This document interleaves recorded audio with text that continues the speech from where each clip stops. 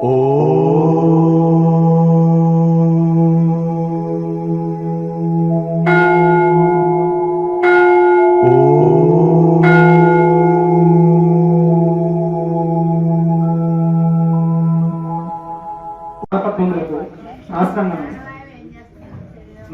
బాబాజీకి, లాహిరి మహాశయులకు, ముక్తేశ్వర్ గిరి మహారాజులకు, క్రియాయోగ గురు పరంపరకు సాష్టాంగ రామకృష్ణ పరమహంసకు, శారదా రామకృష్ణుల వారికి సాష్టాంగ మనందరి హృదయాల్లో నెలకొని ఉన్న ఆ విశ్వేశ్వరుడికి ప్రణమిల్లుతూ నేను ఈ ఆశ్రమానికి గురుదేవులుగా పొందడానికి గల ఆ కారణాలను నేను గురుగారి నుంచి ఏ విషయాలు నేర్చుకున్నాను అనేటువంటి విషయాన్ని మీ అందరితో పంచుకోవాలి. కరోనా సమయం చాలా విధ్వంసం సృష్టించింది. చాలా మందిని మరణం వైపు అడుగులు వేయిస్తే నన్ను సద్గురుదేవుల వైపు అడుగులు వేయించి కరోనా సమయం. ఆ కరోనా సమయంలో నేను ఒక యోగి ఆత్మకథను చదవడం, ఆ పుస్తకం నుంచి నేను ఎన్నో విషయాలు నేర్చుకున్నాను. ఆ సమయంలో ఆ తన్మయత్వంతో మా ఇంటి డాబా మీదకి ఎక్కి లాయగా ఒక సద్గురుదేవుని నాకు చూపించండి అని చెప్పి ఆయనకు శాస్త్రాన్ని ప్రణమించాను. ఆ మరుసటి వారంలో యూట్యూబ్లో గురుగారి యొక్క ఛానల్ చూడడం, అట్లా ఈ ఆశ్రమ ప్రస్థానం కొనసాగింది. అయితే వృత్తిరీత్యా నేను ఒక టీచర్ యొక్క పరమధర్మం, వృత్తి ధర్మం ఏంటంటే అనుమానించడం, నేర్పించడం. ఇది నిజం. ఎందుకంటే ప్రకృతిని ప్రశ్నించమని నేను నేర్పుతున్నాను పిల్లలు. జవాబుని ప్రశ్నించాలి, ప్రశ్నని ప్రశ్నించాలి. మరి అటువంటి ఒక టీచర్ ఒక వ్యక్తిని కానివ్వండి, గురువు గారిని కానీ నమ్మాలి అంటే ఎంతగా అనుమాన పడుతూ ఉంటాడో ఇక నేను వేరే చెప్పాల్సిన అవసరం లేదు. అయితే నేను ఎట్లా గురువు గారిని ఏ రకంగా నేను క్రాస్ ఎగ్జామ్ నేను చేసుకున్నాను అనేటువంటి విషయాన్ని కొన్ని మీతో పంచుకోవచ్చు. ఇవన్నీ ఇందులో కొన్ని చాలా వరకు తెలిసినవి ఉంటాయి. అయినప్పటికీ కూడా ఒక విషయం కూడా మిస్ కాకుండా నేను చెప్పాలని అనుకున్నాను. మొట్టమొదటిగా గురుగారి ఆహార వ్యవహారాలు నాకు బాగా నచ్చాయి. గురుగారు ఏం చెప్తారో దాన్ని ఆచరిస్తారు. అది నిజము అనేది నేను ఎట్లా దాన్ని ధృవపరుచుకున్నాను అనేది చెప్తున్నాను. ఆహార వ్యవహారాలు మామూలుగా గురుగారు మనం చూస్తూనే ఉంటాం. ఆకులు, పూలు, కన్నమూలాలు, పండ్లు ఇవే మనం చూస్తున్నాం. ఎట్టి పరిస్థితుల్లో వారు మనం తీసుకున్నటువంటి భోజనాన్ని తీసుకోవాలన్న సంగతి మనం స్వయంగా వారు వడ్డిస్తారు తప్ప వాటిని ముట్టుకోనైనా ముట్టుకోరు. అదొకటి నాకు గురుగారు విషయం. ఇకపోతే గురుగారు నిద్రపోయేటువంటి విధానం కూడా చాలా సహజసిద్ధంగా, చాలా తీవ్రంగా ఉంటుంది. కనీసం గదిలో ఫ్యాన్ కూడా ఉంటుంది. కటిక నెలలోనే పడుతుంటారు. వస్త్రధారణ విషయంలో గురుగారు ధరించేటువంటి వస్త్రాలు దాదాపు 100 రూపాయలలోపే ఉంటాయని నేను అనుకుంటాను. బహుశా అంతకన్నా తక్కువ ధర అయి ఉండొచ్చు. వాటిని వారే గురువుగారే స్వయంగా శుభ్రం చేసుకుంటారు, రంగులు కూడా వేసుకుంటారు. ఈ విషయం కూడా నేను నిర్ధారణ చేస్తున్నాను. తర్వాత ఇక డబ్బుల విషయానికి వస్తే అసలు కనీసం పట్టించుకోరు. ఎందుకంటే నేను స్వయంగా చూశాను. పుస్తకాలు ఇక్కడ అమ్ముతూ ఉన్నప్పుడు కనీసం వాటి లెక్క కూడా అడగరు, పెద్దగా పట్టించుకోరు ఆ విషయాలు. ఇంతకుముందు ఒక సాధకుడు పుస్తకాల బాధ్యత చూసుకునేవాడు. ఆయన అన్నారు, గురుగారు అసలు ఏమి లెక్క కూడా అడగారు, పట్టించుకోరు. కొన్ని ఎన్ని పుస్తకాలు ఎటు పోతున్నాయో ఆ లెక్క కూడా తెలియదు అని చెప్పాను. ఇక డబ్బుల విషయం గురించి మనం ఇక ప్రత్యేకంగా చెప్పాల్సిన అవసరం లేదు, ఇదంతా మీకు తెలుసు. ఇక అదే విషయంలో ఒకసారి నా అనుమానం నివృత్తి కోసం గురుదేవ దేవుడు ఒకడే, ఆ విషయం తెలిసిందే. మరి శివుడు కృష్ణుడు ఈ ఇద్దరిలో ఎవరినో ఒకరినే నమ్మాలి కదా, మరి నాకు నేను ఇది నివృత్తి చేసుకోవాలనుకుంటున్నాను గురుదేవా అని నేను అడిగాను. అప్పుడు గురుగారు మళ్ళీ ఆలోచించకుండా ఒకటే మాట, శివుడయ్యా, శివుడిని మనం పూజించాలి, శివుడే యోగి, ఆయన మహాయోగి. శ్రీకృష్ణుడు కానివ్వండి, శ్రీరాముడు కానివ్వండి, వాళ్ళు అలంకార ప్రియులు అని అన్నారు. అంటే చివరికి దేవుడి విషయంలో కూడా ఆయన యొక్క హుందాత్వం, అంటే అక్కడ కూడా సాధారణ మనస్తత్వాన్ని మనం అక్కడ అర్థం చేస్తాం. ఒకసారి పుస్తకాలు అనే బాధ్యత నేను తీసుకున్నాను. ఏమైందంటే ఎవరో మరి చెప్పకుండానే తీసుకున్నారు ఆ పుస్తకం. అంటే గురుగారికి నేను చెప్పాను, గురుదేవ ఒక పుస్తకం మిస్ అయింది. అవునయ్యా తెలుసు, నాకు తెలుసు, ఎవరు తీసుకునేది ఎవరో కూడా తెలుసు అని అన్నారు. కానీ మరి ఆయన పిలిచి అడగలేదు, కనీసం ఆ ప్రస్తావన కూడా తీసుకురాడు. గురుగారి ముందే, అందరి ముందే ఆయన ఇప్పటికీ కూడా తిరుగుతూనే ఉన్నప్పటికీ కూడా ఆయన గురుగారు అసలు ఎవరిని కూడా ఏమీ అనలేదు. గురుగారు ఏది దాచుకో అక్కడ లేని మనిషి. ఎందుకంటే ఈ ఉదాహరణ నేను ఇట్లా కూడా ఎట్లా నిర్ధారించుకున్నానంటే, వీడియోలు మనం చాలా చూస్తుంటాం యూట్యూబ్. కొన్ని గురువు గారిని నిందిస్తున్నట్టుగా కొద్దిగా ఉన్నప్పటికీ కూడా వాటిని అసలు ఎడిటింగ్ చేయడం అనేది గురువు గారికి తెలియదు. అవి ఎట్లా వస్తే అట్లా వాటిని రిలీజ్ చేసేస్తాం. దీన్ని బట్టి మనం అదే ఇంకొక విషయాల్లో అయితే మనం క్లియర్గా మనం చూడవచ్చు. వాళ్ళు రిలీజ్ చేయడానికి ముందు చాలా ఎడిటింగ్ చేసి దానికి ఎన్నో రంగులు అన్ని అద్దీ వాటిని రిలీజ్ చేస్తాం. కానీ మన యూట్యూబ్ విషయంలో అట్లాంటిది ఎట్టి పరిస్థితుల్లో ఉన్నాయి. ఇది ఏదైనా కానీ అది ఉన్నది ఉన్నట్టుగా నిష్కపటంగా బయటికి వచ్చేస్తే వీడియో. గురుగారు చిన్నపిల్లల మనసు ప్రకృతిని చూసి పరవశించు. ఇది నేను స్వయంగా చూశాను. గురుగారితో నా అదృష్టం, నా భాగ్యం. గురుగారితో కొద్ది రోజులు నేను ఇద్దరం కలిసి ఆశ్రమ స్థలం కోసం తిరగాల్సి వచ్చిన సందర్భంలో నేను చాలా విషయాలు గురుగారి నుంచి నేర్చుకున్నాను. చాలా అంటే ఇక అసలు పటాపంచలు అయిపోయిన అనుమానాలన్నీ కూడా ఏమైనా సాధకులతో వరకు ఉండడం సహజం. అది అనుమానం ఉండడం అనేది సహజం. వాటిని ఆ నివృత్తి చేసుకునేటువంటి భాగ్యం అందరికీ దొరకకపోవచ్చు. గురువుగారి దయ వల్ల నాకు ఆ భాగ్యం కలిగింది. అయితే నేను గురుగారితో వెళ్ళి ఉన్నప్పుడు ఆ ప్రకృతిని చూసి ప్రవశించిపోతాను. అంటే ఏది పట్టించుకోడు, పక్కన ఎవరు ఉన్నారనేది కూడా పట్టించుకోడు. చూడు ఆ బండ ప్లేట్లు కూడా అంటారు. చూడు ఒకడు భగవంతుడు సాధకుల కోసం కట్టించిన ఇల్లే అది. బండ ప్లేట్లు అటువంటి లోయలో ప్రవశించి తన్మయత్వంతో చూస్తూ ఆయన ప్రకృతిని పూజిస్తారు. పరవశించుకోవడమే కదా, పూజిస్తారు. ఆయన ఒక మాట ఏమన్నారంటే, చూడయా మనం పళ్ళ పుల్లలు చెప్పుకున్నా కూడా చెట్టుకి నమస్కారం. నిజంగా నాకు అసలు ఏమీ తెలియదండి. ఆధ్యాత్మిక జ్ఞానం నాకు అసలు లేదు. భౌతిక జ్ఞానం చాలా ఉంది నాకు. ఎందుకంటే ఒక టీచర్ని ముందే మీకు చెప్పాను కదా, అనుమానం ముందు తర్వాత టీచర్. నేను అసలు తన్మయత్వం పొందిన ఆ మాటకు.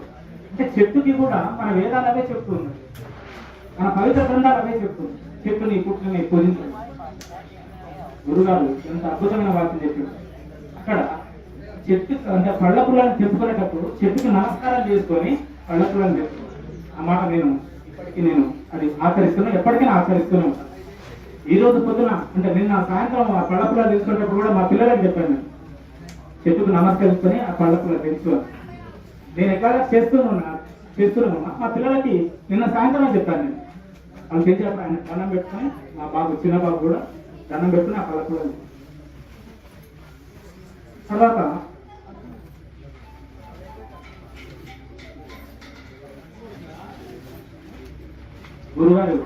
గురుగారి నుంచి నేను ఇండైరెక్ట్ గా నేర్చుకున్నాను. చాలా మందిని సహనానికి మారు పేరైన అమ్మవారు భూమాతని నిర్లక్ష్యం చేస్తూ ఉంటారు. గురుగారు మనం నిలబడి మూత్ర విసర్జన చేయాలి. భూమాతకి కూడా ఎంత గొప్ప గెలుస్తున్నట్టు ప్రకృతి మొత్తం ఆయన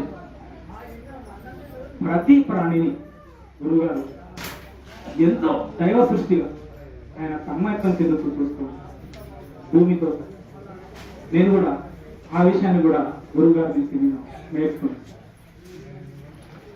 గురుగారికి ఈ మాట నేను చెప్పొద్దేమో అని ఇక్కడ, కానీ పొగట్టాలంటే అర్థం పెట్టారు గురువు. ఎందుకంటే ఒకసారి నేను తిరస్కారం ఎదుర్కొన్నాను గురువుగారు. ఎందుకంటే ఉపన్యాసాలంటే జనం మామూలుగా మనం చేసేటువంటి పని అంటే ఎదురు వ్యక్తిని మనం కోరుతూ ఉంటాం జనరల్గా.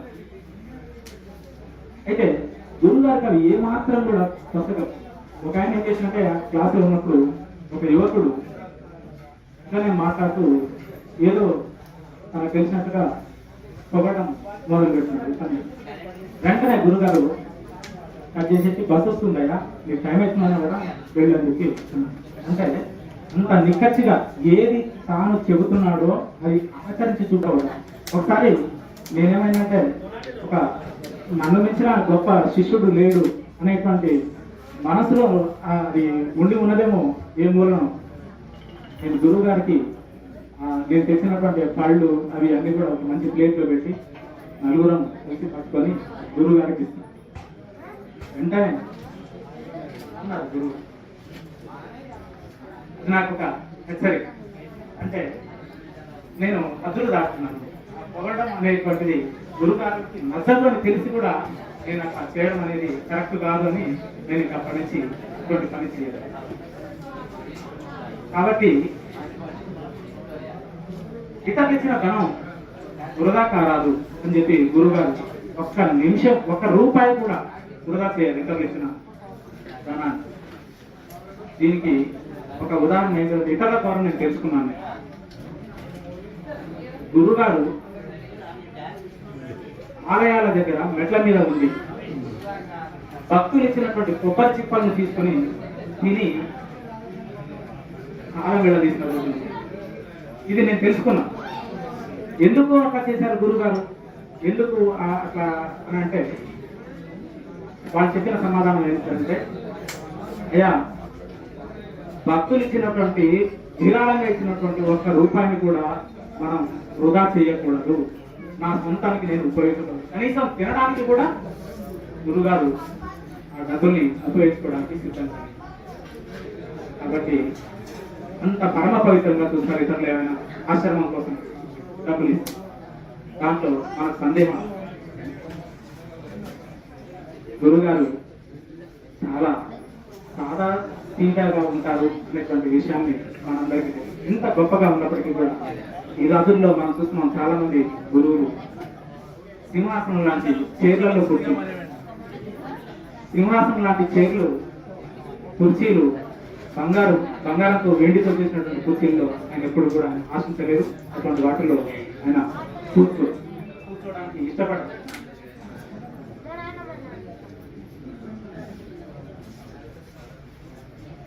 భక్త మహాశయులకు విజ్ఞప్తి ఏంటంటే దయచేసి అందరూ కూర్చోండి. ఎవరి ప్రదేశాల వాళ్ళు అక్కడ కూర్చుంటే బాగుంటుంది. ఎందుకంటే నిలబడి ఉంటే అంత డిస్టర్బెన్స్ గా ఉన్నారు. కాబట్టి దయచేసి గురువు గారిని గౌరవించడం మన సంప్రదాయం. గురువు గారు ఇక్కడ కూర్చొని ఉన్నారు, మనం వారి ముందర కూర్చోవడం మన సంప్రదాయం. వినే వాళ్ళు కూడా చాలా డిస్టర్బ్ అవుతున్నారండి. దయచేసి కూర్చోండి ప్లీజ్. గురువు గారి యొక్క మాటలు నేను ఎప్పుడూ ఒక నోట్బుక్ తెచ్చుకొని కూర్చుంటాను. ఇది చూసే వాళ్ళకి కొద్దిగా ఎఫెక్ట్ గా అనిపించవచ్చు, కానీ ఇందాక గురుదేవులు ఇద్దరు పరమ గురుదేవులు వాళ్ళు ఆ గురు మహాశయులు చెప్పినటువంటి మాట ఏంటంటే, మనము గురువులు చెప్పేటువంటి ప్రతి మాటని జాగ్రత్తగా మనం వినాలి. మనం ఏదో పైన వింటే సరిపోదండి, ఎంతో జ్ఞానం దాగి ఉంటుంది. గురువు గారు చెప్పేటువంటి మాటల్లో కొటేషన్స్ చాలా ఆయన హృదయాంతరాలలో చూసినటువంటి మాటలు ఎంత సింపుల్ గా చెప్తారో చూడండి. రైలు పెట్టాలో కూర్చున్నప్పుడు మన భారాన్ని, మన బరువుని, మనం తెచ్చుకున్నటువంటి బరువుని, ఈ రెండింటిని కూడా రైలు పెట్టే మోస్తుంది. ఎందుకంటే అద్భుతమైన కొటేషన్స్ అవన్నీ, అటువంటివన్నీ నేను రాసుకుని చదువుకుంటుంటాను. వాటిలో ఎంత జ్ఞానం దాగి ఉంటుందో. ఇంత సింపుల్ గా గురువు గారికి ఎంత మహాజ్ఞానం అయితో కానీ అటువంటి కొటేషన్స్. ఒకసారి ఆశ్రమానికి క్లాసులు జరుగుతున్న సమయంలో ఒక సన్యాసి తప్పకాగి ఆశ్రమానికి గురువు గారి యొక్క హుందాతనం చూడండి. ప్రతి ఒక్క అంశంలో నేను గురువు గారిని ప్రాక్టీస్ చేసుకున్నాను. అందుకని చెప్తున్నాను, ఈ విషయాలన్నీ మీతో పంచుకోవాలని సమయం తీసుకున్నా సరే రాసుకొని మీతో డిస్కస్ చేస్తాను. ఆయన ఆ తప్పకాగి వచ్చినటువంటి వ్యక్తి సన్యాసి తెల్లవారులు ఆశ్రమాన్ని, గురువు గారిని నిందిస్తూనే ఉన్నారు. ఎంతో ఇబ్బందికరంగా అనిపించింది. కానీ ఎంత చెప్పినా వినడం లేదా. గురువు గారు కూడా వింటూనే ఉన్నారు మాట. ఏమీ అనలేదు గురువు గారు, ఆయన ఎవరిని ఏమీ అన్నారు. తెల్లారిన తర్వాత గురుగారు ఈ డిస్టర్బెన్స్ అయితే అందరూ చూశారు. ఆయన తప్పతాగి ఏం మాట్లాడుతున్నాడు ఏంటిది అనే సంగతి అందరూ విన్నారు. వచ్చిన వాళ్ళందరూ, క్లాస్కి వచ్చిన వాళ్ళందరూ విన్నారు. కానీ తెల్లారిన తర్వాత గురువు గారు ఆయనకి డబ్బులు ఇచ్చి పంపించారు. డబ్బులు ఇచ్చి పంపించి వెళ్ళండి. చూడండి, ఇక్కడ ఆయన నిందించిన నిందలు అందరూ విన్నారు. కానీ గురువు గారు ఇచ్చిన డబ్బుల్ని ఎంతమంది చూశారు? నేను చూశాను. గురువు గారు డబ్బులు ఇచ్చి పంపించిన సంగతి ఎంతమందికి తెలుసు? ఇటువంటి విషయాలు అక్కడ ఒకతను చూశారు, ఆయన చూశారు. అంత హుందాతనం గురువు గారు. ఎవరిని ఆయన ఏమీ అన్నారు.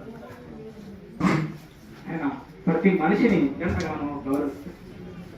ఒకసారి ఏమైందంటే, ఇది కూడా నా తప్పే, ఒక డాక్టర్ గారి ఇంటర్వ్యూ వచ్చింది యూట్యూబ్ లో, చాలా ఫేమస్.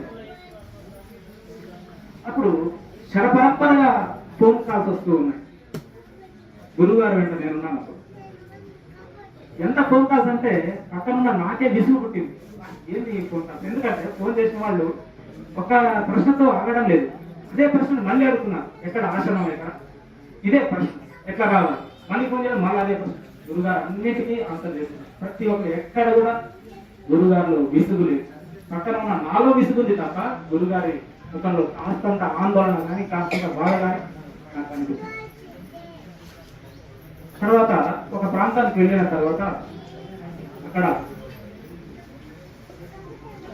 ఫోన్ కాల్స్ వస్తే గురుగారు ఎవరితో మాట్లాడుతున్నారు. అయ్యా, ఈ ఫోన్ కాల్కి ఆన్సర్ చేయండి నాకు ఇచ్చారు.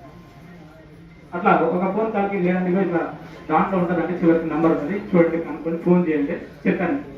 ఇంకొక ఫోన్ కాల్ వచ్చింది. ఇంకొక ఫోన్ కాల్ మళ్ళీ అదే ప్రశ్న. అయ్యా, మీకు ఓపిక ఉంటుందా?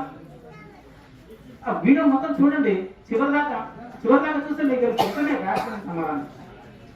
వెంటనే గురుగారు పక్కన ఇక్కడ వాళ్ళతో అయ్యా అట్లా మాట్లాడదు అని చెప్పారు. మనము ఓపిక ఉండాలి కానీ ఎన్నో విషయాలు గురువుగారు ప్రతి సందర్భాన్ని నేను ఆనాటి నుంచి ఇంకొక వ్యక్తిని ఎప్పుడు కూడా నేను అట్లా ర్యాష్ గా మాట్లాడి ఉన్నది. ఎందుకంటే గురువుగారు ప్రత్యక్షంగా మాట్లాడుతారు. ఓపిక, సహనం అనేది గురువు గారికి అంటున్నాను.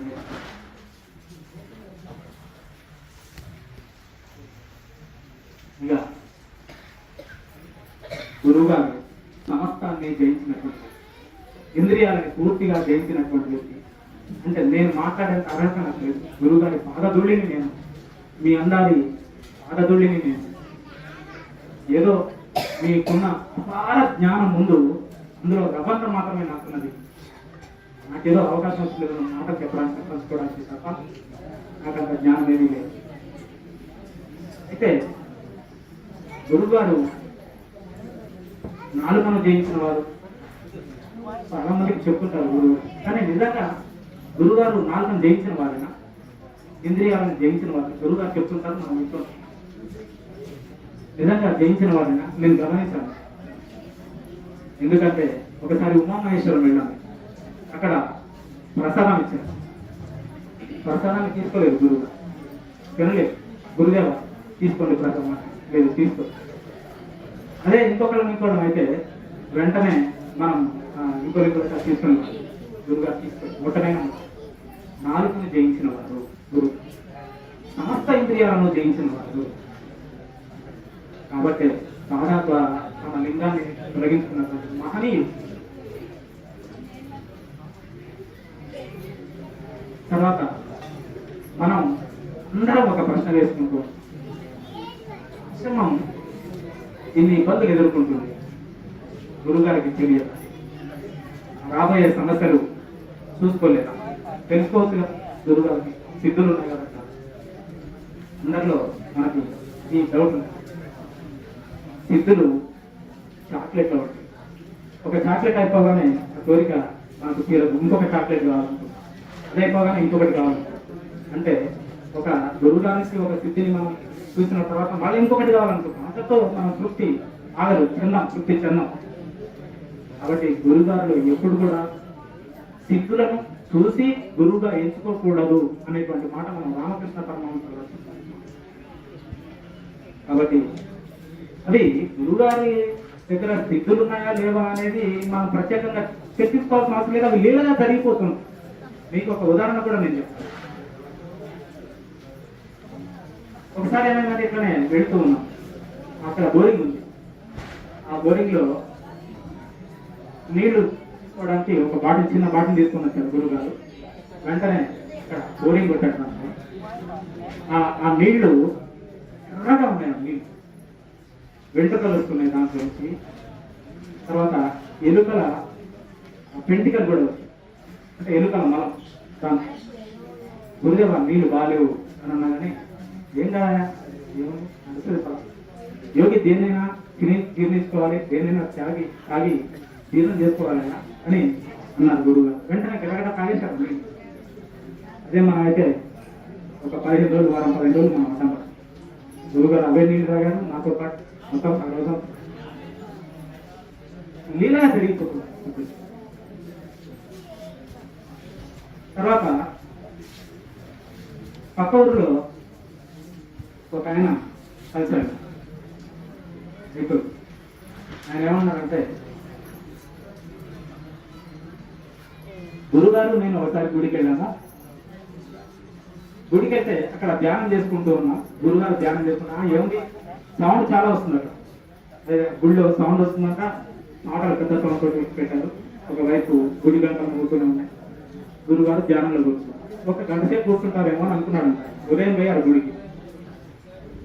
తర్వాత మధ్యాహ్నం అయింది, 1 అయింది, 2 అయింది, 3 అయింది, 4 అయింది. గురుగారు ధ్యానం నుంచి లేవడం. సాయంత్రం అయింది. గురుగారు లేచి వెళ్ళిపోతూనే ఉన్నారు. గురుదేవుడు ఆయన ఆశ్చర్యపోయాడు. అరే పక్కన నేనున్నా కదా, ఆయన ఎట్లా వెళ్ళిపోతున్నాడు అంటే చుట్టూ ఉన్న ప్రపంచాన్ని మర్చిపోయాడు గురువుగారు. ఇట్లా వెళ్ళిపోతున్నాను. అప్పుడు నాకు అనిపించింది, లాహిరి మహాశయులు సాధన చేసిన తర్వాత ఆయన బయటకు వెళ్ళేటప్పుడు ఆయన తుడుతూ బయటకు వెళ్ళిపోతున్నారు. అక్కడ ఉన్నది ఎవరిని కూడా ఆయన పట్టించుకోరు. అది ఒకే ఆత్మకథలు మనం చూస్తాం. నాకు అనిపించింది, గురుదేవుడు లాహిరి మహాశయ ఆయన మహావతార బాబాజీ అని నేను అప్పుడు నిర్ధారించుకున్నాను.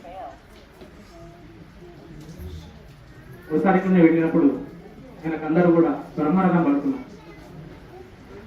ఆయన రచ్చుకుంటే ఎక్కడైనా ఉండవచ్చు.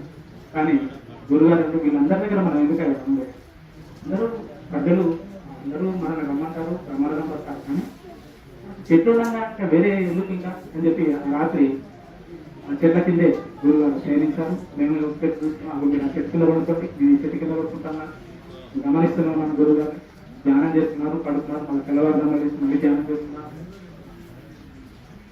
ఎంత గురువుగారు ఏది చెప్తున్నారో అది ఖచ్చితంగా పాటిస్తున్నారు, ఆచరిస్తున్నారు. ముందు ఆచరించిన తర్వాతనే చెప్తారు అని చెప్పడానికి ఇది ఉదాహరణ. తర్వాత ఒకసారి ఏమైందంటే కాశీ యాత్రకని గురువు గారు బయలుదేరు.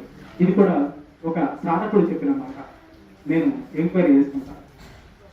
అక్కడ ఒక దయచేసి నేను ఎక్కువ సమయం తీసుకున్నా నన్ను క్షమించాలి, ఎందుకంటే నేను చెప్పాలని అనుకున్న విషయాన్ని నేను చెప్పాలని అనుకుంటున్నా, ఈ అవకాశాన్ని నేను వినియోగించుకోవాలనుకుంటున్నాను. కాబట్టి దయచేసి మీరు విన్నా వినకున్నా నేను చెప్పాలని నిర్ణయించుకున్నాను. దయచేసి ఏమనుకోతాను, ఎందుకంటే నాలో మెదిలినటువంటి ప్రశ్నలు మీలో కూడా మెదులుతాయి కాబట్టి వాటన్నిటికీ సమాధానం చెప్పాలని నేను అనుకుంటున్నా. కొద్ది మందికైనా సమాధానం దొరుకుతుందని నా ఆరా. అయితే ఆయన ఏమన్నారంటే కాశీ యాత్రకి వరంగల్ నుంచి కాశీ యాత్రకు బయలుదేరారు కొంతమంది సాధకులతో కలిసి, శిష్యులతో. ఒక శిష్యుడికి ఫోన్ చేశారు గురువు గారు, అయ్యా మరి అందరూ రండి ఇక్కడికి ఆశ్రమ రైల్వే స్టేషన్కి రండి అని గురువుగారు చెప్పారు. అప్పుడు ఆయన నేను అడిగినటువంటి ఆ సాధకుడు ఆ గురుగారితో కాశీ యాత్ర అంటే మామూలు విషయం కలగా మనకు దొరికింది కదా అవకాశం అని చెప్పి వచ్చాడు.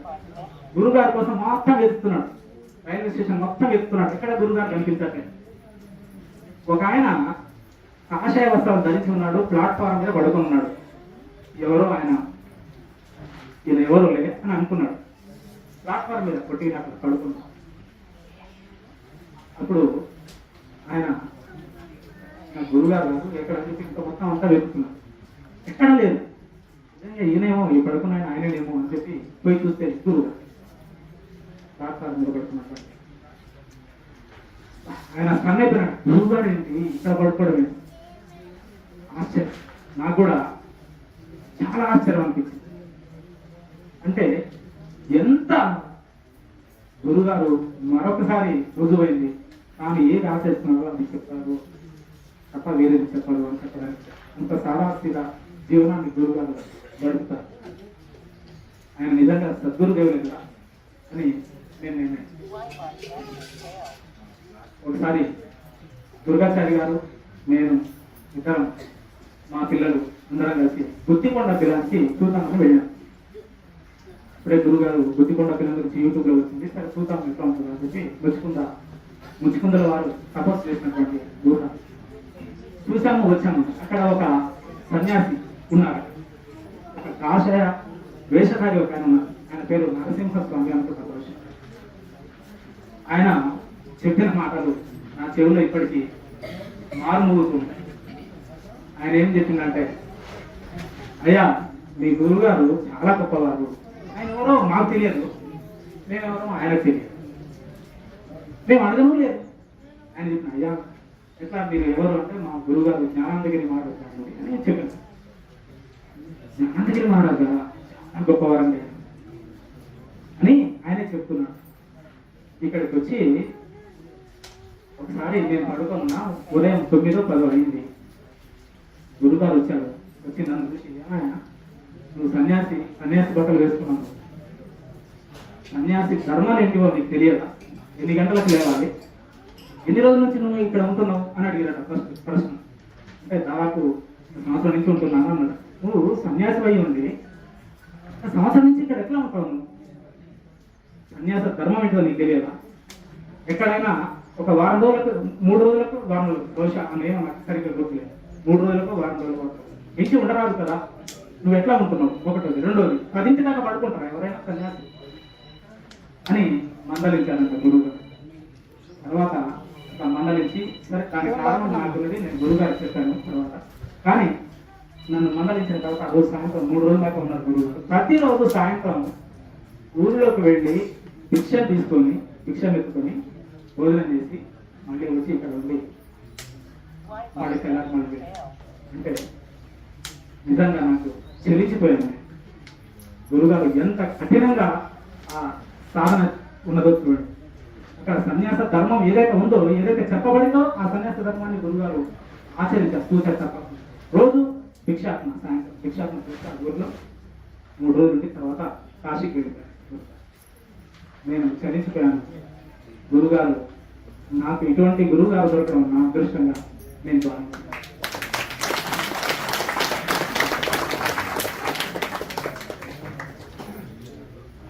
ఒక టీచర్గా నేను ఇంకా ఎన్నో అనుమానాలు ఇవన్నీ కూడా పెట్టుకుని అన్నింటినీ నిర్ధారించుకొని నేను ఎక్కడికి చేరుకోవాలో అక్కడికే చేరుకున్నాను. నదీన సాగరో గతి అని అంటే నదులన్నీ కూడా సముద్రాన్ని చేరుకున్నట్టుగా నేను జ్ఞానానందగిరి మహారాజ్ అనే జ్ఞాన సముద్రానికి నేను చేరుకున్నాను అని ఫైనల్గా నేను నిర్ధారిస్తున్నాను. ఇక అక్కడి నుంచి నాకు ఎలాంటి సంశయము నా మనసులో లేదు. ఇప్పటికీ కూడా పూర్తిగా సర్వస్వ శరణాగతి ఉన్నాను. అయితే ఆశ్రమంలో గురువుగారు నిజాయితీగా ఉంటారన్న సంగతి మనందరికీ తెలుసు. అంత నిక్కచ్చిగా నిజాయితీగా నిర్మమాటంగా కుండ బద్దలు కొట్టినట్టుగా కుండ బద్దలు కొట్టి నిప్పుల కొలిమిలో దూకేటువంటి వ్యక్తిని మనం ఎక్కడ అటువంటి సందర్భంలో కొన్ని సమస్యలు ఆ సమస్యలు పడని వాళ్ళు గిట్టని వాళ్ళు ఎన్నో ఆరోపణలు తీసుకున్నారు.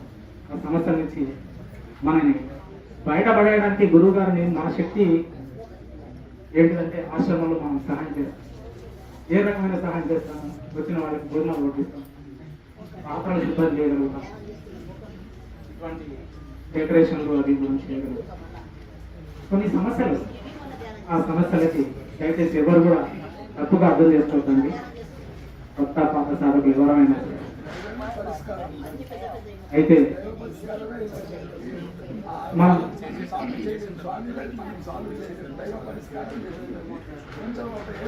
భక్తులు మన తోటపల్లి భక్తులు వచ్చి వాళ్ళు పోతారంట, వర్షం వస్తుంది, స్వామి వారి దర్శనం చేసుకుంటామని రాండి అప్పగారు వచ్చి. అయితే అటువంటి సందర్భంలో మనము ఈ ఆశ్రమాన్ని సమస్యల నుంచి ఎక్కించినటువంటి ఒక వ్యక్తి భాస్కర్ గారు, ఆయనకి నేను శతగా ఆయనకు ధన్యవాదాలు తెలియజేసుకుంటూ, ఎందుకంటే ప్రతి విషయంలో వారెంతగానో సహకరిస్తున్నారు ఆశ్రమం ఇటువంటి సమస్యల్ని బయటకెట్టేయడానికి. ఎందుకంటే గురుగారి యొక్క క్షేమమే మన క్షేమం, గురుగారు క్షేమం అంటే మన క్షేమం అంటాం, ఆశ్రమం మంచి ఉంటే మనం మంచి ఉంటాం. కాబట్టి అందరము గొప్పవారని, అందరం సహాయం చేసేవాళ్ళని, సహాయం చేసేదానికి తేడా ఉంది అంతే. కాబట్టి మనము ఇంకొకటి ఏంటిదంటే మనం ఇక్కడికి వచ్చింది మోక్ష సాధన. అటువంటిప్పుడు మనం వేరే ఆలోచన మనం ఏది పెట్టుకోవద్దు అనేది నా వ్యక్తిగత అభిప్రాయం. ఎందుకంటే మనం అందరము ఒకటే, అందరము ఆ పరమాత్ముడే ఉన్నది. కాబట్టి మనం అందరం కలిసిమెలిసి ఈ ఆశ్రమాన్ని ముందుకు తీసుకెళ్దాం. గురువు గారిని మరింత గొప్పగా మనం తీర్చిదిద్దుకున్నాం. ఆయన నుంచి ఎంతో మంది వాళ్ళ యొక్క రోగాన్ని పోగొట్టుకుంటున్నారు, ఎంతో మంది చెడు వ్యసనాల నుంచి దూరం అయిపోతున్నారు. లోకానికి ఇంత మంచిగా జరుగుతున్నప్పుడు మనము ఆశ్రమాన్ని ఇబ్బంది నుంచి బయటపడేసే వాళ్ళని కూడా మనం అందరం కలిసిమెలిసి ఉన్నాం. అందరం ఒకటే, అందరిలో ఉన్న పరమాత్మలు ఒకటే. కాబట్టి ఈ అవకాశం ఇచ్చిన ప్రతి ఒక్కరికి, గురుదేవులకు ప్రతి ఒక్కరికి అందరికీ పేరు పేరున ధన్యవాదాలు తెలుపుకుంటాను.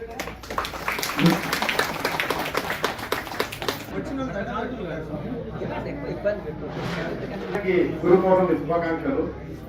నా పేరు నాగార్జున, నేను రైచూరు కర్ణాటక నుంచి వచ్చిన. నేను ఇక్కడ ఒక 3-3:30 నుంచి ఇక్కడ వచ్చి దీక్ష తీసుకొని రెగ్యులర్ గా సాధన చేస్తున్నాను. మేము గురు పౌర్ణమి సందర్భంగా ఈ గురు నాకు ఎలా దొరికింది అనేది చెప్తాను. జస్ట్ ఒక 2 minutes లో చెప్తాను. నేను ఒక కంపెనీలో వర్క్ చేస్తుంటే వెంటనే కర్ణాటక మొత్తం తిరిగేస్తుంటుండే 1 month. అప్పుడు ఏం చేస్తుంటే బస్ ప్రయాణంలో అన్ని మన ఆధ్యాత్మిక సంబంధించిన వీడియోలన్నీ డౌన్లోడ్ చేసుకొని అవన్నీ బస్సుల ప్రయాణంలో చూస్తూ వచ్చేటప్పుడు ఒకసారి ఒక ప్రైవేట్ యూట్యూబ్ ఛానల్ మొత్తం అవతార్ బాబా గురించి మొత్తం ఒక 5 episodes చేసి పెట్టింది. చూస్తూ నాకు అప్పుడు అనిపించింది నేను కూడా ఒక క్రియాయోగ నేర్చుకోవాలి, ఈ పరంపరలో నేను జాయిన్ కావాలి అని మనసులో ఒక సంకల్పం కలిగింది. రోజు ఒక 1 రోజుల తర్వాత స్వామీజీ ఒక యూట్యూబ్ ఇంటర్వ్యూ చూసిన వేరే ఛానల్లో. అప్పుడు అనుకున్నా, ఇంకా నాకు దొరికింది అని. కానీ స్వామి చూస్తేనేమో హిమాలయ యోగి అంటే చూసేటప్పుడు పర్టికులర్ అడ్రస్ తెలియదు. స్వామి చూస్తేనేమో హిమాలయ యోగి అంటున్నాడు, నేను హిమాలయ యోగి నేర్చుకోవాలో ఏమో, ఇక్కడ ఒక కంపెనీలు లీవులు ఇయ్యరు, ఏమి ఇయ్యరు, ఎట్లా నప్ప ఏం కథ ఏం లేదని అనేటోడు. నేను ఒక 12 ఏళ్ళు ఇక్కడనే మహబూబ్ నగర్ లో ఉన్నా. స్వామి ఉదాహరణకు మనం హైదరాబాద్ వెళ్ళాలంటే ఇది రాకెట్ మార్గము, షాద్నగర్, జడ్చల అనేటోడు. ఇదేంటి మా ఊర్లో పేర్లు చెప్తాడు కదా ఇతను అని అనుకునేటోడు. ఇంకా లాస్ట్ వచ్చే వరకు డిస్క్రిప్షన్ లో అడ్రస్ ఉంది. ఇంకా అప్పుడు బాబాజీ నేను తెలుసుకున్నా. అంటే ఆ బాబాజీ యూట్యూబ్ చరిత్ర బాబాజీ ఎట్లా చేసి నేను ఈ పరంపరలా నేను జాయిన్ కావాలి. ఎందుకంటే నాకు కూడా పర్టికులర్ ఏజ్ ఎప్పుడు కుండలిని శబ్దాలు ఎప్పుడు ఏజ్ నాకు స్టార్ట్ అయిందో తెలియదు. అప్పటి నుండి ఈ విద్య నేర్చుకోవాలి, ఈ పరంపర నేను కుండలిని యాక్టివేట్ చేసుకోవాలి, ఈ ప్రాణాయామం చేసుకోవాలి, యోగా అంటే చాలా బాగుంటుంది, యోగా చేయాలి అని అక్కడక్కడ యోగా క్లాస్ పోయినా కూడా ఏది కూడా నాకు మనసు అంటే ఒక తృప్తి కలిగేట్టుగా.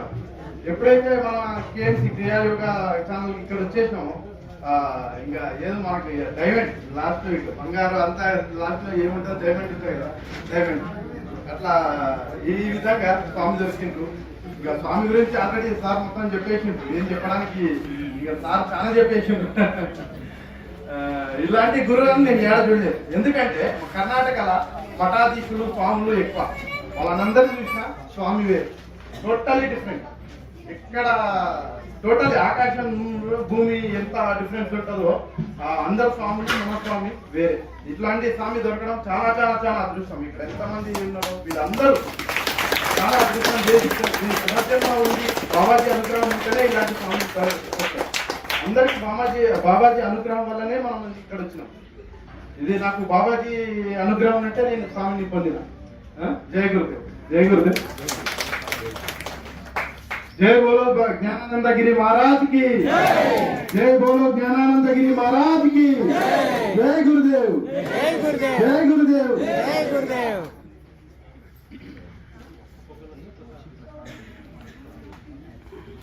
ఇవ్వడం జరుగుతున్నది. దయచేసి నిదానంగా రాండి, అందరికీ అందుతుంది స్వామి. ఏ ఒక్కరు కూడా తొందరపడకూడదు. స్వామి లైన్ రండి స్వామి, అందరికీ అందుతుంది స్వామి. స్వామి మనం ఎవరు తప్పకూడదు.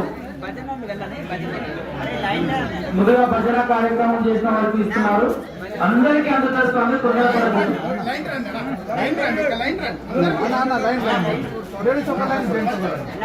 గురువు గారు మహాత్ముడు, గురువు గారు ప్రతి ఒక్కరిని గుర్తిస్తాడు, ప్రతి ఒక్కరి అందరినీ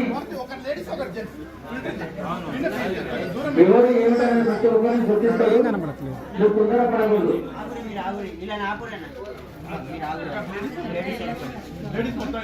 గురువు గారి గురించి కూడా మనం కూడా ఎన్నో విషయాలు చెప్పాలనుకున్నాం, కానీ సమయం అనుకూలంగా తెలియదు. కాబట్టి స్వామివారి చేతుల మీదుగా ప్రసాదం ఇస్తున్నారు, అందరూ నిదానంగా తీసుకుంటారు.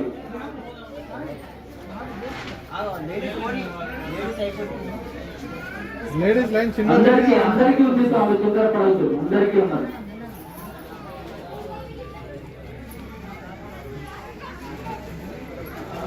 ప్రసాదం తీసుకొని గురువు గారికి నమస్కారం చేసుకుని ఎవరు కూడా స్వామి గారిని ముట్టుకోబోతున్నారు.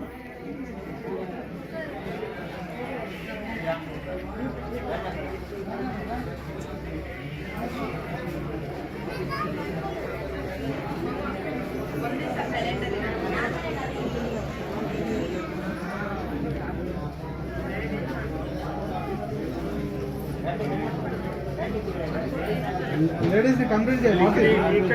వచ్చే మనం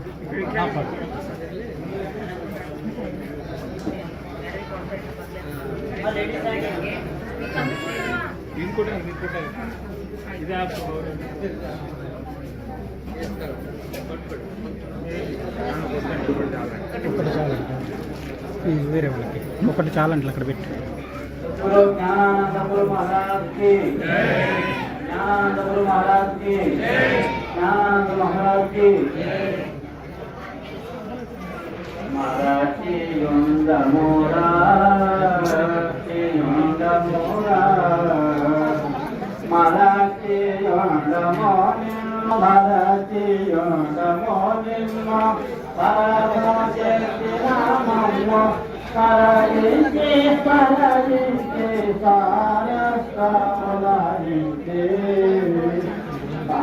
మరచియుండమురా దేవుడా నిన్ను మరచియుండమురా కలమున చేర్చి కాన ద్వారము ఊది కలము శిరమున చేర్చి కాన ద్వారము ఊది చెరువవలదని చెప్పి వరమూలిసిన నిన్ను చెరువవలదని చెప్పి వరమూలిసిన నిన్ను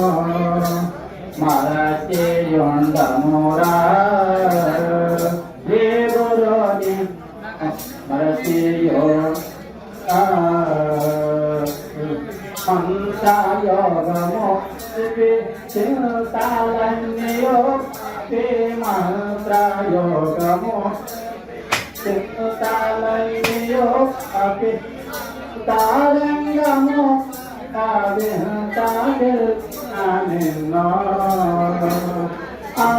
ఆరంగము మాట మారా మురా దేవుడు నిన్ను మరచియుండమురా ఆటలోక అట్టనా మెరకి ఆటలోగాది అట్టనా మెరకి భయమూర్చిన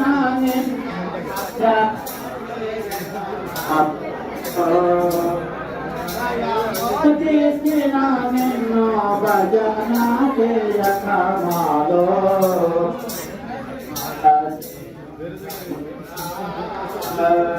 దేవుడు నిన్ను మరచియుండము యోగము నందు నివాసము చందు రాజయోగము నందు నివాసము చందు రాజా నిత్యకు మమ్మోరా పూజే నిమ్మో రాజు చేసిన మమ్మ మరచియుండమురా దేవుడు నిన్ను మరచియుండమురా యోగమున నీవే శివుడాని బోధించి శివయోగమున నీవే శివుడాని బోధించి భవభయంబుల నిల్ల పారబోధినానిమ్మ అభయం అనిల్ల పారబోధినానిమ్మ మరచియుండమురా దేవుడు మరచియుండమురా యోగమున నీవే శివుడాని బోధించి శివయోగమున నీవే శివుడాని బోధించి భయంబుల నిల్ల పారబోధిన నిన్ను భయంబుల నిల్ల పారబోధిన నిన్ను మరచియుండమురా దేవుడు నిన్ను మరచియుండమురా నేనే నీవైయున్న జ్ఞానయోగము తెలిపి నేనే నీవైయున్న జ్ఞానయోగము తెలిపి తానే తానై ఉన్న తావు చూపిన నిన్ను తానే తానై ఉన్న తావు చూపిన నిన్ను మరచియుండమురా దేవుడు నిన్ను మరచియుండమురా సీతావరాకేగి సామదూతుని మీద భూమి తావరాకేరి సామదూతుని మీద సామాన్యమైనట్టి ప్రేమ వ్యక్తిన నిన్ను సామాన్యమైన ప్రేమ పెట్టిన నిన్నో మరచి ఉండడం దేవుడు నిన్నో నమోరా తనలో నాకై నమో నాగనసి తనలో నా అమో నాగనసి జ్ఞానానంద గురు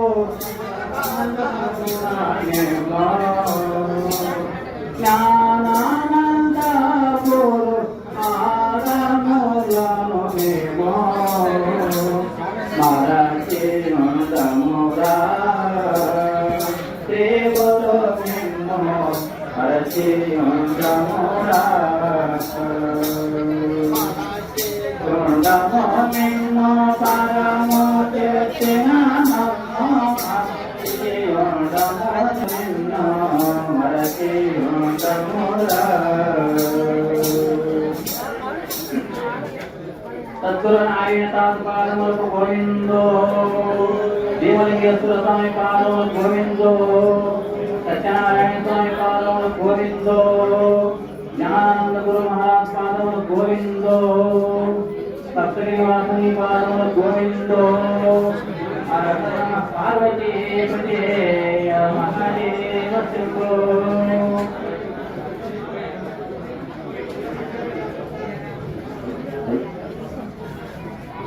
అమ్మినా గురు పాదము అమ్మినా గురు పాదము దుర్గెరా పాదము అమ్మినా గురు పాదము దుర్గెరా పాదము ఏడు మెట్ల పుట్ట ఎక్కు పాదము అమ్మినా గురు పాదము అమ్మినా గురు పాదము దుర్గెరా పాదము ఏడు మెట్ల పుట్ట ఎక్కు ఏడు మెట్ల పుట్ట ఎక్కు అమ్మినా గురు పాదము అమ్మినా గురు పాదము దుర్గెరా పాదము జై గురు పోయేటప్పుడు తీసుకున్నాను.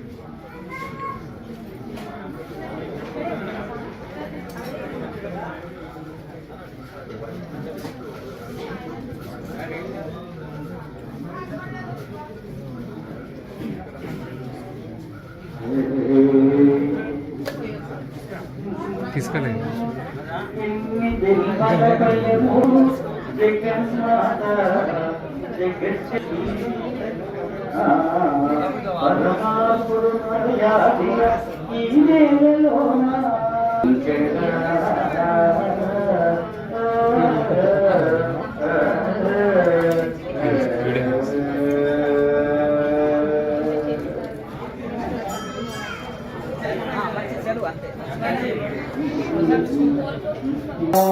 శంకరా శివ శంభో శంకరా శంభో శంకర సాంబ సదా శివ శంభో శంకరా పార్వతీ నాయక పరమేశ పాహి మా పార్వతీ నాయక శంకరా శివ శంభో శంకరా శివ శంభో శంకరా శంభో శంకర సాంబ సదా శివ శంభో శంకరా నంది వాహన మడరాజా పాహి మా నంది వాహన నటరాజా పాహి మా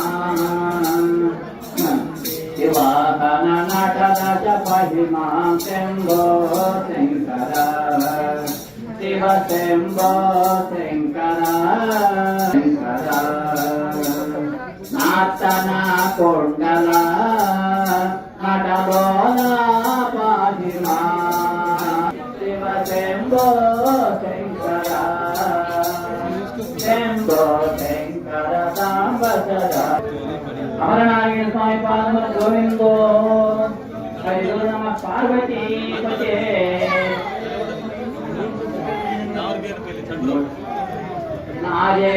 నారాయణాయని సాయే కోదలాసితే ఓయి నావరమితో నారాయణోడా తనైతుందా నిజాని కలకి తెలియాలేక కనులే నిజామాని అపోతి నారో తనువు లోపల ఉన్న తారక జ్యోతిని తనువు లోపల ఉన్న తారక జ్యోతిని కనులకాయను